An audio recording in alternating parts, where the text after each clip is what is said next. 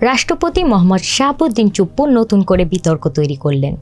এক সাক্ষাৎকারে তিনি দাবি করেছেন, অন্তর্বর্তীকালীন সরকার বিভিন্ন জাতীয় দিবসে প্রকাশিত রাষ্ট্রীয় করপত্রে তার ছবি ও বাণী প্রকাশে বাধা দিয়েছে। 23 ফেব্রুয়ারি কালের কণ্ঠে প্রকাশিত চমকানো তথ্য দিলেন রাষ্ট্রপতি শিরোনামের সাক্ষাৎকারে তিনি বলেন, দেশের গুরুত্বপূর্ণ দিবসগুলোতে তার বাণী দেওয়া বন্ধ করে দেওয়া হয় এবং প্রেস উইং থেকে কোনো প্রেস রিলিজ দেওয়া সম্ভব হয়নি।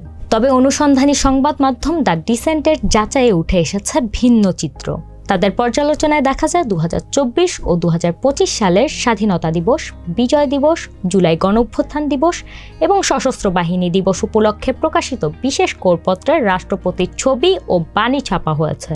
এসব করপত্র প্রকাশ করেছে দেশের শীর্ষ জাতীয় দৈনিকগুলো যেমন প্রথম আলো, সমকাল এবং ইত্তেফাক।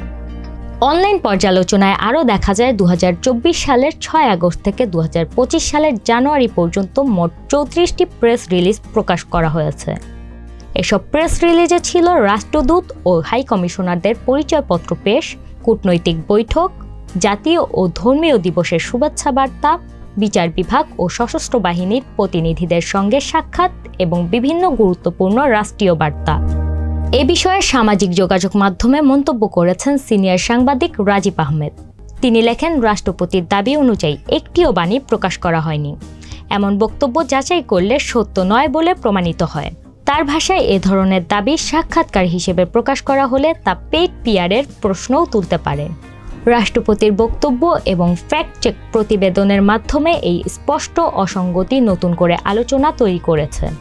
এখন দেখার বিষয়, এ বিষয়ে রাষ্ট্রপতির কার্যালয় বা সংশ্লিষ্ট পক্ষ থেকে আনুষ্ঠানিক কোনো ব্যাখ্যা আসে কিনা। মানিয়া সাদিয়া, RTNN।